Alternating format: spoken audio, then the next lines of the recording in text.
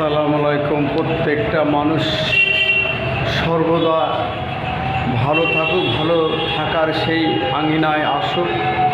আর ভুলটা ঠিকটা ভুল, এটা সংশোধন করতে শিখুন। সমালোচনা করার আগে নিজের ভাবনাটাকে ভাবুন, কি বলতে চাইছে। কে সত্য কে মিথ্যা সেটা সৃষ্টিকর্তাই জানে।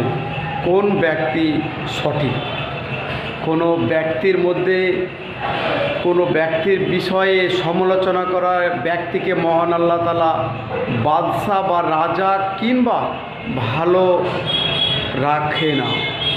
সমালোচনা করা ব্যক্তিকে কোনোদিনই আল্লাহ ভালো রাখে না। তো যাই হোক, আল্লাহ একমাত্র জানে কে ভালো কে মন্দ। সমালোচনা করা হয়েছে পাপ কাজ, নেকি কাজ হয় না।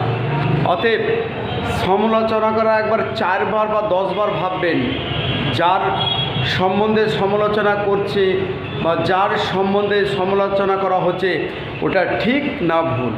অতএব আল্লাহ বলেছে, যত সমালোচনা করবে তোর ব্যাপারে তত শক্তিশালী করব, তত বড় করব।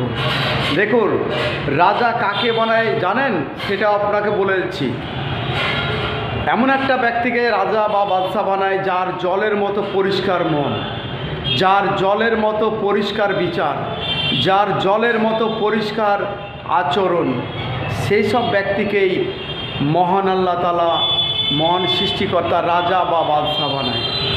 গোটা ভারতবর্ষে এতগুলো মানুষ, কেন বাবরকে রাজা করা হলো?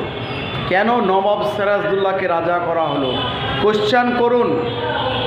বিগত দিনের মোগল সাম্রাজ্যের বিগত দিনে যে রাজা হয়েছিল মোগল সাম্রাজ্যের, তাদেরকে কেন বাদশা করা হলো? তাদের মন মানসিকতা, তাদের পরিবেশ, তার আচরণ, তার আচার ব্যবহারকে মুগ্ধ করেছে, তাই আল্লাহ ওদেরকে রাজা বা বাদশা তৈরি করেছে।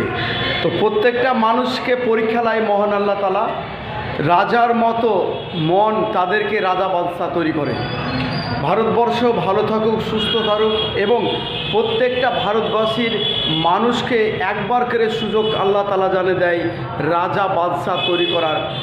ভারতবর্ষ রাজা রানীর দেশ, ভারতবর্ষ মহারাজার দেশ, ভারতবর্ষ ভালো দেশ। আসসালামু আলাইকুম। প্রত্যেকটা মানুষ, প্রত্যেকটা ধর্মের, প্রত্যেকটা বর্ণের মানুষ রাজা বাদশারাই সঙ্গে নিয়ে চলতে পারে। অতএব রাজা বাদশার মতো মন তৈরি করুন, তবেই আল্লাহ ভালোবাসবে।